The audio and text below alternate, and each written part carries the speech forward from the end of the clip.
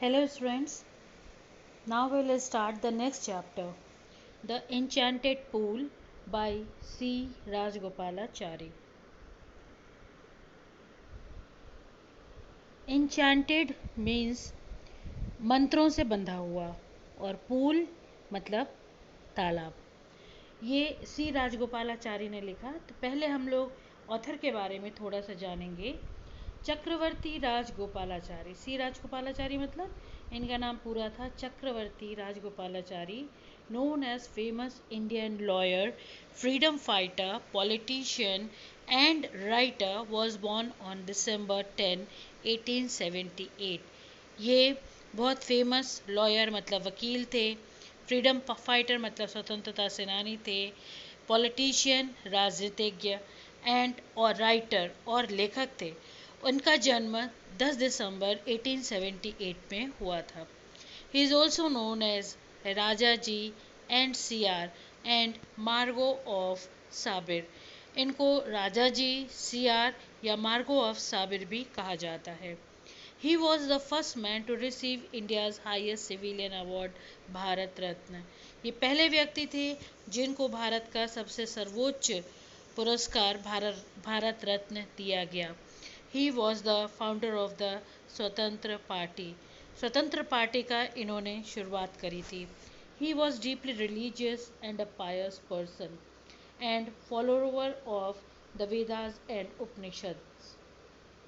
He was deeply religious मतलब बहुत ज़्यादा धार्मिक व्यक्ति थे। पायस पर्सन मतलब वही बहुत ज़्यादा पवित्र, पास मतलब पवित्र व्यक्ति थे और वेद और पुराणों उपनिषद पर इनका विश्वास था और उसको फॉलो करते थे। He wrote on abridged retelling of Mahabharata in English. उन्होंने महाभारत महाकाव्य का आपने नाम सुना होगा। ये कहानी भी महाभारत के ही एक एपिसोड में से है। एक मतलब एक घटना को दर्शाती है ये कहानी भी। तो महाभारत का इन्होंने इंग्लिश में ट्रांसलेशन किया था, वो भी एब्रिज्ड फॉर्म मतलब छोटे में, उतना पूरा नहीं। In the words of Mahatma Gandhi, Chakravarti Rajagopalachari was the keeper of my conscience. इनके बारे में महात्मा गांधी कहते हैं कि कॉन्साइंस मतलब अंतरात्मा, ये मेरी अंतरात्मा के रखवाले थे। मतलब महात्मा गांधी भी इनसे बहुत ज़्यादा प्रभावित थे। राजा जी डाइड ऑन 25 दिसंबर 1972। 1972 में 25 दिसंबर को इनकी डेथ हो गई थी। अब ये अबाउट द लेसन में मैं वैसे ही बता देती हूँ, इसको मैं पढ़ नहीं रही हूँ। अबाउट द लेसन में आपका क्या है कि ये जो इस स्टोरी के बारे में बताया गया है कि इसमें युधिष्ठिर के उनका प्यार अपने भाइयों के लिए, उनकी बुद्धिमत्ता, ये सब के बारे में दर्शाया गया है। युधिष्ठिर कौन? अच्छा, आपने महाभारत जैसा भी हम लोग ने पढ़ा था, महाभारत रामायण ये अपने महाकाव्य हैं हिंदुओं के। तो महाभारत में दो पक्षों के बीच में युद्ध हुआ था। आजकल टीवी पर भी महाभारत एपिसोड चल रहे हैं, महाभारत के सीरियल चल रहा है। तो दो पक्षों, कौरव और पांडव। ऐसा था कि कौरव और पांडव जो थे, सबसे पहले कौरवों के पिता थे युधिष्ठिर और पांडवों के पिता थे पांडु। कौरव और पांडव के जो पिता थे वो आपस में भाई थे। क्या था कि पांडु जो थे वो बीमार रहते थे। बड़े थे धृतराष्ट्र, कौरवों के पिता थे धृतराष्ट्र। धृतराष्ट्र चूँकि अंधे थे, वो बड़े होने पर भी अंधे होने के कारण छोटे उनके भाई जो पांडु थे उनको राज्य सौंपा गया। पांडु भी बचपन से बीमार रहते थे। आप लोग ने पीलिया जॉन्डिस नाम का रोग सुना होगा, तो उससे ग्रस्त थे, पर वो एटलीस्ट देख सुन सकते थे। तो धृतराष्ट्र की जगह पांडु को राज्य सौंप दिया गया। अब बड़े भाई धृतराष्ट्र थे तो उनको ये बात बहुत खराब लगी।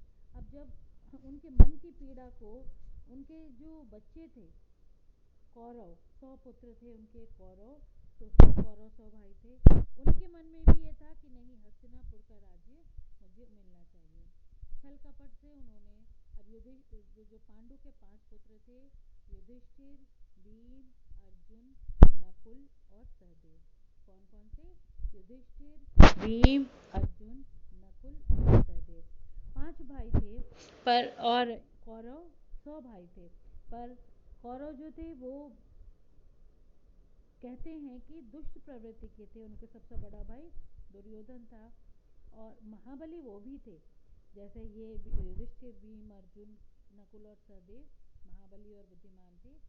पर क्या था कि कौरव इनसे जलते थे, तो छल कपट से उन्होंने हस्तिनापुर हथिया लिया और फिर कौरवों को दंड दिया। क्या? जैसे रामचंद्र जी को 14 साल का वनवास हुआ था, वैसे ही पांडवों को 12 साल का वनवास, एग्जाइल, और उसमें भी बैनिशमेंट था, एग्जाइल था, और उसमें भी ये कहा गया कि आखिरी साल में उनको अज्ञातवास करना होगा। अज्ञातवास मतलब उनको कोई देख ना सके, पहचान ना सके। अगर उनको किसी ने उनको वेश बदल के या दूसरों से दूर रहना होगा। अगर उन्होंने किसी को उनको पहचान लिया और कौरवों को पता चल गया, तो उनको फिर 12 साल का वनवास झेलना था। तो ये आखिरी साल जो अज्ञातवास का चल रहा था, उसी समय की ये कहानी है। और पांडव जो हैं, 5 पांडव प्यासे हैं, वन में भटक रहे हैं, तो उस समय की ये कहानी है। पानी ढूंढते ढूंढते 4 भाई एक एक करके गए, पर लौट कर नहीं आए। उनकी राह युधिष्ठिर देख रहे हैं। अब वो भी राह देखते देखते बहुत थक गए, प्यास भी लगी है और उनको अपने भाइयों की चिंता भी हो रही है। तो अब हम लोग यहाँ पर ये लेसन पढ़ेंगे। Yudhishthir waited for his brothers in anxiety and thirst. Yudhishthir ने अपने भाइयों का वेटेड फॉर मतलब इंतज़ार किया, एंजाइटी मतलब चिंता, और थर्स्ट मतलब प्यास से। Can they have been subjected to a curse और they still wandering about in the forest in search of water. देखिए इन्वर्टेड कॉमाज में है, यानी कि कोई कह रहा है। कौन यहाँ पर कह रहा है? युधिष्ठिर। कह किसी से नहीं रहे हैं, वो अपने मन में सोच रहे हैं। Can they have been subjected to a curse. Curse मतलब श्राप। क्या उनको किसी का कोई श्राप तो नहीं लग गया? और are they still wandering about in the forest in search of water, या अभी भी वो पानी की तलाश में वैंडरिंग अबाउट मतलब भटक रहे हैं। फॉरेस्ट में मतलब जंगल में अभी भी पानी की तलाश में भटक रहे हैं। कैन दे हैव फेंटेड और डाइड ऑफ थर्स्ट। क्या ऐसा तो नहीं है कि वो प्यास से व्याकुल होकर के बेहोश हो गए हों या फिर मर ही गए हों? Unable to bear these thoughts and driven by an overpowering thirst, he gave up waiting and started out to look for his brothers. अब इस तरह के विचार वो बर्दाश्त खुद ही नहीं कर पा रहे थे, और उन्हें प्यास भी बहुत ज़्यादा लग रही थी। ओवर पावरिंग थर्स्ट मतलब ना बर्दाश्त करने लायक प्यास भी लग रही थी। He gave up waiting, gave up मतलब छोड़ दिया, गिव अप मतलब छोड़ देना। उन्होंने इंतज़ार करना छोड़ दिया। And started out to look for his brothers. Started out मतलब शुरू कर दिया। टू लुक फॉर मतलब खोज करना, अपने भाइयों की खोज में आगे निकल गए। एंड द पूल और पानी की तलाश में भी, तालाब की तलाश में भी। Hoping that he might find them, और इस इंतज़ार में कि शायद कोई तालाब वगैरह मिल जाए तो वहाँ पर मेरे शायद भाई मुझे मिल जाए। Yudhishthir proceeded in the direction his brothers had taken. अब युधिष्ठिर भी उसी डायरेक्शन में, डायरेक्शन मतलब दिशा में, प्रोसीडेड मतलब बढ़े। युधिष्ठिर भी उसी दिशा में बढ़े जिस दिशा में उनके भाई लोग गए थे।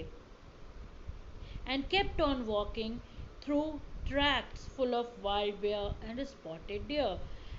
केप्ट ऑन, कीप ऑन मतलब जारी रखना, वॉकिंग और लगातार चलते रहे। थ्रू ट्रैक्स, ट्रैक्स मतलब उन रास्तों पर जो कि फुल ऑफ वाइल्ड बेयर। अब आजकल तो देखिए जंगल है नहीं है, पहले के ज़माने में जंगल होते थे, वहाँ पर वाइल्ड बेयर मतलब जंगली भालू भी थे।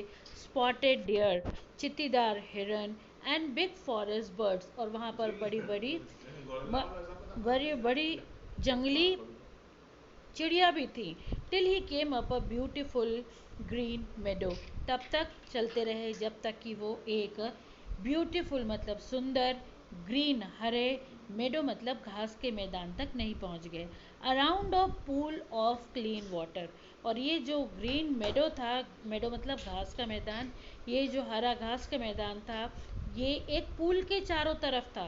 पूल पानी, और वो भी कैसा पानी, साफ पानी का चारों तरफ एक घास का मैदान था। But when he saw his brothers lying there like flag poles, unable to restrain his grief, he lifted his voice and wept. But when he saw his brothers lying there, पर जब उन्होंने अपने भाइयों को वहाँ पड़े हुए देखा, कैसे पड़े हुए देखा, like flag poles, flag poles, flag मतलब झंडा, पोल्स मतलब डंडा, फ्लैग पोल्स मतलब झंडे, झंडे का डंडा, मतलब सीधे वहाँ पर पड़े हुए देखा। Unable to restrain his grief, अपने दुख को बर्दाश्त नहीं कर पा रहे थे।